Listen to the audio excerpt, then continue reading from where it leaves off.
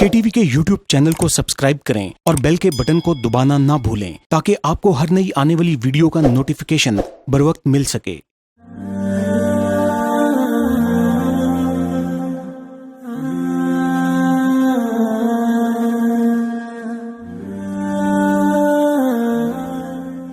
نحمد ونصلی ونسلم علی رسولہ الکریم، اما بعد فاعوذ باللہ من الشیطان الرجیم، بسم اللہ الرحمن الرحیم۔ معزز ناظرین، حضور خاتم النبیین حضرت محمد صلی اللہ علیہ وسلم کے صحابی رضی اللہ تعالیٰ عنہ سخت بیمار ہو گئے۔ شدت ضعف کی وجہ سے وہ اٹھنے بیٹھنے سے بھی قاصر ہو گئے۔ آپ صلی اللہ علیہ وسلم عیادت کے لیے ان کے گھر تشریف لے گئے۔ بیمار صحابی رضی اللہ تعالیٰ عنہ نے جب آپ صلی اللہ علیہ وسلم کو دیکھا تو خوشی سے نئی زندگی محسوس کی اور ایسا معلوم ہوا کہ جیسے کوئی مردہ اچانک زندہ ہو گیا ہو۔ ان صحابی رضی اللہ تعالیٰ عنہ نے کہا، ذہی نصیب، اس بیماری نے تو مجھے خوش نصیب کر دیا جس کی بدولت میرے غریب خانے کو شاہ دو عالم صلی اللہ علیہ وآلہ وسلم کے پائے مبارک چومنے کی سعادت حاصل ہوئی۔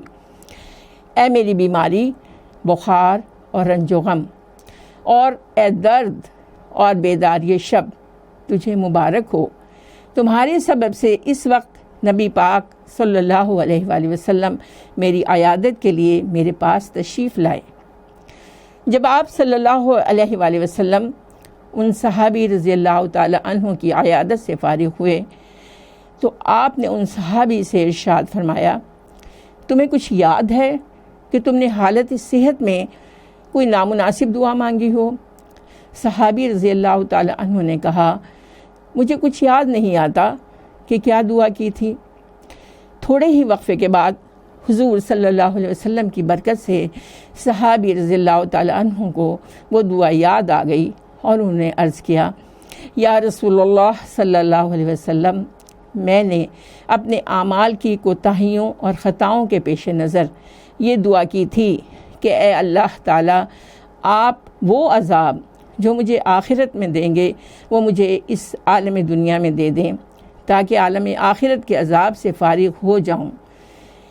میں نے اللہ تعالیٰ سے یہ دعا بار بار مانگی، یہاں تک کہ میں بیمار ہو گیا اور یہ نوبت آ گئی کہ مجھے ایسی شدید بیماری نے گھیر لیا کہ میری جان اس تکلیف سے بے آرام ہو گئی۔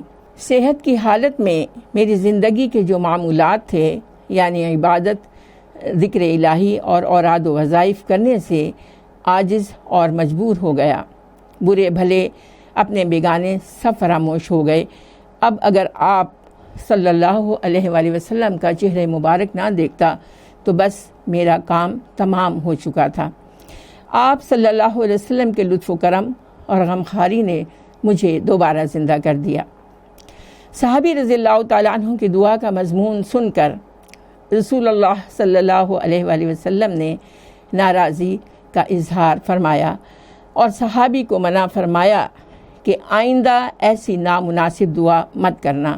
یہ آداب بندگی کے خلاف ہے کہ انسان اپنے مولا سے کوئی بلا اور عذاب طلب کرے۔ انسان تو بس ایک چیونٹی کی مانند ہے، اس میں وہ طاقت کہاں کہ آزمائش کا اتنا بڑا پہاڑ اٹھا سکے۔ صحابی رضی اللہ تعالیٰ نے عرض کیا، اے شاہد و عالم صلی اللہ علیہ وآلہ وسلم، میری 1000 بار توبہ کہ آئندہ کبھی ایسی بات زبان پر لاؤں۔ حضور صلی اللہ علیہ وآلہ وسلم، آپ پر میرے ماں باپ قربان، آپ آئندہ کے لیے میری رہنمائی فرمائیے۔ آپ صلی اللہ علیہ وسلم نے صحابی رضی اللہ تعالیٰ عنہ سے فرمایا کہ یہ دعا مانگا کرو، اللہم ربنا آتنا فی داری حسن و آتنا فی داری عقبانا حسن، یعنی اے اللہ، دنیا کے اس گھر میں بھی ہمیں بھلائیاں عطا فرما اور آخرت کے گھر میں بھی ہمیں بھلائیاں عطا فرمانا۔ خواتین و حضرات، مولانا روم رحمۃ اللہ علیہ کی اس حکایت سے ہمیں پہلا سبق تو یہ حاصل ہوتا ہے کہ اللہ تعالیٰ کی جانب سے عطا کردہ نعمتوں کی ناشکری نہیں کرنی چاہیے۔ اس ناشکری سے اللہ اور اللہ کے رسول صلی اللہ علیہ وآلہ وسلم ناراض ہوتے ہیں۔ اللہ کریم نے قرآن عالی شان کی سورہ بقرہ میں ہمارے لیے کیا خوبصورت بات کہی ہے اور کیسی اچھی نصیحت فرمائی ہے۔ فاذکرونی اذکرکم واشکروا لی ولا تکفرون، سو تم مجھے یاد کیا کرو، میں تمہیں یاد کیا کروں گا، اور میرا احسان مانتے رہنا اور ناشکری نہ کرنا۔ لیکن ناظرین کرام، یہ کیسی عجیب بات ہے کہ ہم میں سے اکثر لوگ ہمہ وقت شکر کی بجائے شکوہ کرتے دکھائی دیتے ہیں، اور اس بارے میں خود اللہ کریم بھی گواہی دے رہے ہیں، وَقَلِيلٌ مِّنْ عِبَادِيَ الشَّكُورُ، اور میرے شکر گزار بندے تھوڑے ہیں۔ تو ناظرین عالی وقار، ہمیں اپنا جائزہ لیتے رہنا چاہیے کہ کہیں ہم ان ناشکر لوگوں کی فہرست میں تو شامل نہیں ہیں جن کا ذکر اللہ کریم فرما رہے ہیں۔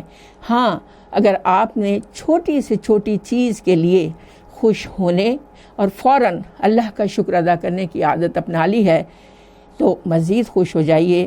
دیکھیے، اللہ کریم سورہ ابراہیم میں آپ سے ایک بہت بڑا وعدہ کر رہے ہیں، اور وہ وعدہ یہ ہے کہ لَئِن شَكَرْتُمْ لَأَزِيدَنَّكُمْ، اگر تم نے شکر ادا کیا تو ضرور تمہیں مزید نعمتیں عطا کروں گا۔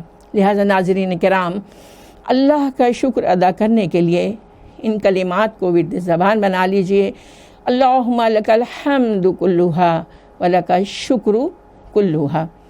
اپنے جسم و جان اور مال سبھی کے ساتھ اللہ کا شکر ادا کرنا سیکھ لیجئے، بلا شبہ اللہ کریم آپ سے ہمیشہ راضی رہیں گے۔ خواتین و حضرات، مولانا روم رحمۃ اللہ علیہ کی یہ حکایت جو آپ نے ابھی سماعت فرمائی، اس سے دوسرا سبق یہ ملتا ہے کہ نامناسب دعا مانگنا آداب بندگی کے خلاف ہے۔ بندے کو اپنے رب سے ادب اور عاجزی کے ساتھ مناسب دعا مانگنی چاہیے، جیسے کوئی فقیر بادشاہ سے سوال کرتا ہے۔ جائز اور مناسب دعا مانگنے کا سلیقہ اور آداب سیکھیے۔ اللہ کریم کی بے پایاں قدرت، محبت، رحمت اور اس کے بے حد وسیع اور کبھی نہ ختم ہونے والے خزانوں کو سامنے رکھ کر مانگیے۔ ایک بار ایک خاتون کو یوں دعا مانگتے سنا کہ اللہ میاں، بڑی نہیں تو چھوٹی گاڑی ہی دے دو۔ دیکھیے، یہ کیسا بھونڈا انداز ہے مانگنے کا، اور کیسی بے ادبی کی بات ہے۔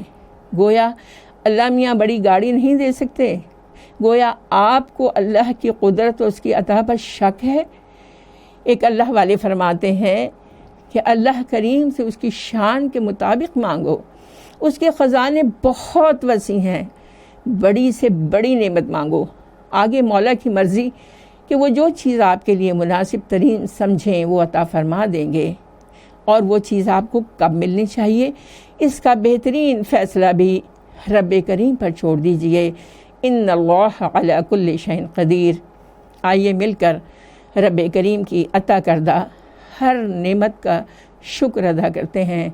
اللہم لک الحمد کلھا ولک الشکر کلھا۔ پروگرام کے اختتام پر ناظرین، ہم آپ سے اجازت چاہیں گے اس خوبصورت اور جامع دعا کے ساتھ کہ اللہ کریم آپ سب کو وہ تمام خیرات عطا فرمائیں جو حضور خاتم النبیین حضرت محمد صلی اللہ علیہ وآلہ وسلم کو عطا فرمائیں، اور ان تمام شرور سے محفوظ و مامون فرمائیں جن سے حضور خاتم النبیین حضرت محمد صلی اللہ علیہ وآلہ وسلم کو محفوظ و مامون فرمایا۔ سبحان ربک رب العزت عما یصفون وسلام علی المرسلین والحمد للہ رب العالمین۔